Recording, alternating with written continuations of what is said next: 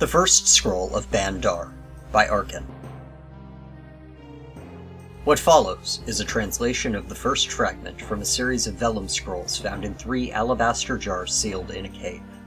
The discoverer was a nomad wanderer somewhere on the shores of Lake Vreed in the province of Elsewhere. I can neither vouch for nor deny its authenticity or veracity, only that the scrolls as such do exist. Read and judge for yourself. Baan Dar the Legend. Thief, warlock, shadow master, ruthless assassin, undying avenger, dark god, robber baron, mastermind of nefarious plots. All these things and more are the legendary Baan Dar, he who is called the Bandit God. But what is the truth? Baan Dar the man is a much more simple and complex being. I pen this tale as I slowly die of old age and a mortifying arrow wound. I cannot decide if the truth will add to or subtract from the legend that is Baan Dar, nor if the original Baan Dar would want the truth to be known. Therefore I will leave this tale hidden when I am done and gone, and let fate, which was ever Baan Dar's true master and motivator, decide. I was a child of 12 seasons when I first met Baan Dar, orphan of a slaver raid during one of the many interprovincial border wars. Living by my quick wits, nimble fingers, and the grace of Lady Luck in the back alleys and byways of my birth city.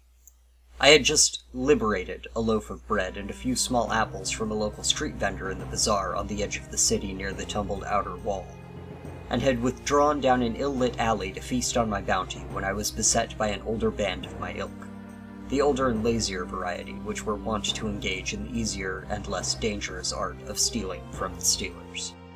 There were 5 of the bully boys who had decided they were more deserving of my booty than I, and they were beating me half to death with staves in between bites and laughter at the time. Lying on the ground, curled up into as tight a ball as I could manage, trying to protect my head and groin, I heard a quiet voice ask if they were not more suited to go down to the wharf and take food from your brother rats, or would you care to try your tricks on game a bit more your size and number? Since my companions had become otherwise engaged with the newcomer and had, for the nonce, ceased thumping, kicking, and cuffing at me, I looked up to see a dark shadow of boots, cloak, and chainmail hood leaning against the wall at the end of the alleyway. The others, being what they were, took this as a challenge to their manhood, and easy prey to their superior number with the promise of coin of the realm as added reward, else the first part would have been overlooked. The leader of my band of playmates suggested that the stranger take a leap off the mentioned wharf, unless he wished to join me there when they were done with their evening meal. Having drawn chuckles and courage from his underlings, he then proceeded forward with staff at high port. I'm not quite sure exactly what followed, but within a short space of time, lead bully was lying in the dirt with a thrown dagger in his chest, number 2 bully had lost 3 teeth to a boot, I still carry them in a leather pouch as a keepsake, and number 3 bully was brought short by his own staff applied forcefully up between his toes, the 2 big ones. Bullies 4 and 5 thought better of the entertainment and departed rapidly, for parts unknown. Baan Dar picked me up, dusted me off, and dragged me round to a near tavern where we shared a meal and a mug. I attempted to thank him for saving my life. How can I ever repay this favor, I asked. His reply was short, to the point, and has driven my actions in life ever since. The proper way to repay a favor is not to. Pass it on instead. Things having not progressed well along the lines of health, wealth, and welfare for me until that point in my life came upon a sudden change that night. I later learned, along with many other things, that Baan Dar had decided to take a direct and immediate interest in me because my situation reminded him very much of the bad start his own life had taken, and the odds he had faced to survive it. On that night he took me under his wing as a kind of apprentice. He saw to it that I learned weaponcraft and stealth, that I learned to read and write. He took me along when he traveled for the next year. I served as messenger, valet, pack mule, lookout, cook, many things. I saw other towns, cities, races, provinces, and broadened my view and knowledge of the world far beyond belief. He taught me both morals and cold-hearted ruthlessness, and when and how to apply each as the ethics of the situation required. At the end of the year, he gave me good dagger and decent horse, the 3 teeth, and leave, nay, command, to make my own way in the world from that day forward, but to remember all I had been given and to attempt to pass such a gift to another when and where I should find need and opportunity. That I have done several times, as I assume he has also, and as I hope my various charges have after me, and they theirs. Thus has the legendary Baan Dar been seen time and again in various lands of our world at numerous and the same times and days of need. Thus also is the description so very hard to obtain and track, for in truth, there have been and continue to be many Baan Dars in the world. The most valuable lesson he ever taught me was that for evil to triumph required not so much that many bad men to do wrong, as for one good man to fail to do what was right. We only hope that our combined and concatenated efforts have produced enough single men and women that will not fail to do the right thing, regardless of current local morals, laws, religion, greed, or lure of coin of the realm.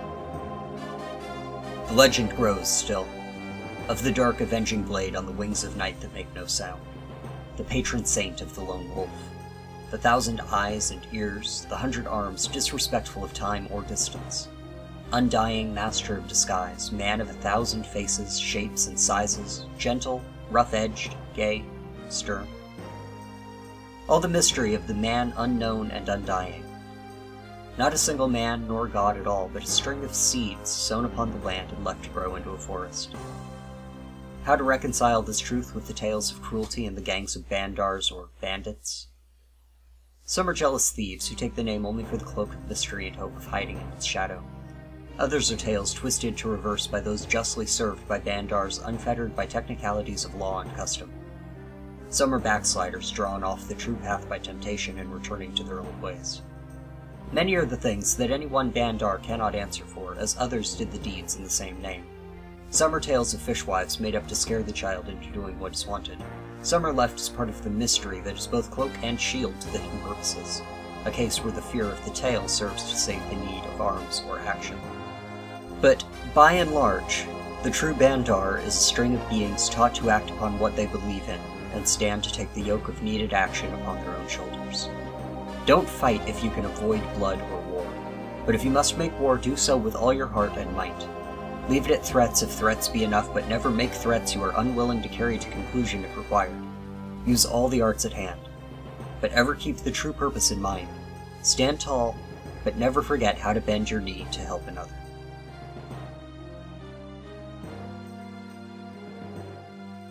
Note: the rest of the scrolls are tales and tellings of various parts of the legend.